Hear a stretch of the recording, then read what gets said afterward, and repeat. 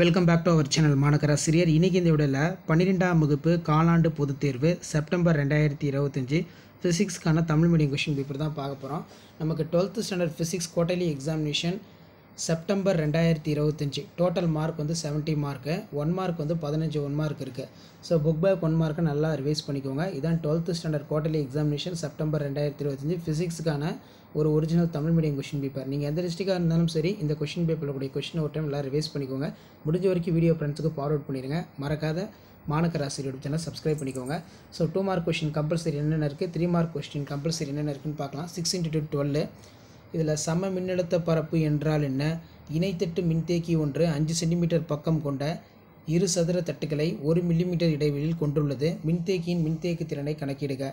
Next வந்து காந்த பாயத்தை வரையறு, Q காரணி வரையறு, எக்ஸ் கதிர்களோட பயன்கள் யாவை, ராலே சிதறல் என்றால் என்ன. அதே மாதிரி தட்டு வடிவ விண்ணிலை கம்பிகள் ஏன் உட்கொழிந்து காணப்படுகிறது. 3 மார்க் பொறுத்த வரைக்கும் 6 × 3 18 இதில் புள்ளி மின்துகள் ஒன்றினால் ஏற்படும் நிலை மின்னழுத்தத்திற்கான கோவையினை தெரிவிக்க, பக்க இணைப்பில் மின்கலன்கள் இணைப்பது எவ்வாறு, காந்தவியல் லாரன்ஸ் விசையினை பற்றி சிறுகுறிப்பு வரைக, மின்தடையாக்கி மட்டும் உள்ள எல்சி சுற்றினை வரி, மின்காந்த அலைகளின் பண்புகள் யாவை, குவிய தூரம் வந்து பார்த்தீங்கன்னா கேட்டிருக்காங்க. ஸோ இந்த கொஷின்லாம் கொஞ்சம் நல்லா பார்த்து வச்சுக்கோங்க.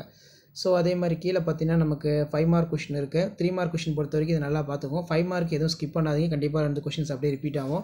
5 × 5 25 காஸ் விதி வரையறு, மின்னோட்டம் பெற்ற முடிவுலா சமதள பரப்பில் ஏற்படும் மின்புலத்திற்கான சமன்பாட்டை வருவிக்க, வான்டி கிராஃப்ட் மின்னியற்றின் அமைப்பு மற்றும் வேலை செய்யும் விதத்தை விரிவாக விளக்கவும், மின்னழுத்தமானினை பயன்படுத்தி இரு மின்கலனின் மின்னியக்கு விசைகள் எவ்வாறு ஒப்பிடப்படுகிறது, மின்தடையாக்கி தொடர் இணைப்பில் பக்க இணைப்பில் இணைக்கப்படும் போது அதன் தொகுப்பையின் மின்தடை மதிப்புகளை தருவி, ஆம்பியர் சுற்றுவிதினை கூறுக, ஆம்பியர் சுற்றுவிதினை கொண்டு மின்னோட்டம் பாயும் நீண்ட நேரான கடத்தினால் ஏற்படும் காந்தப்புலத்தை கணக்கிடுக. இது ஒரு முக்கியமான கொஸ்டின். அதே மாதிரி நிறமாலை என்றால் என்ன, வெளியீடு நிறமாலை வகைகள், ஆடி சமன்பாட்டினை வருவித்து அதன் உருப்பெருக்கத்திற்கான கோவை, மின்மாற்றியின் அமைப்பு மற்றும் செயல்படும் விதம் ரொம்ப முக்கியம். ஸோ இந்த கொஷின் பேப்பரோட கொஷின் எல்லாம் ரிவைஸ் பண்ணிக்கோங்க. முடிஞ்ச வரைக்கும் வீடியோ ஃப்ரெண்ட்ஸுக்கு ஷேர் பண்ணுங்கள். மறக்காத மாணக்கராசிரியர் யூடியூப் சேனல் சப்ஸ்கிரைப் பண்ணுங்கள். கீழே பெல் ஐக்கனை ப்ரெஸ் பண்ணி ஆல் வைங்க. தேங்க்யூ.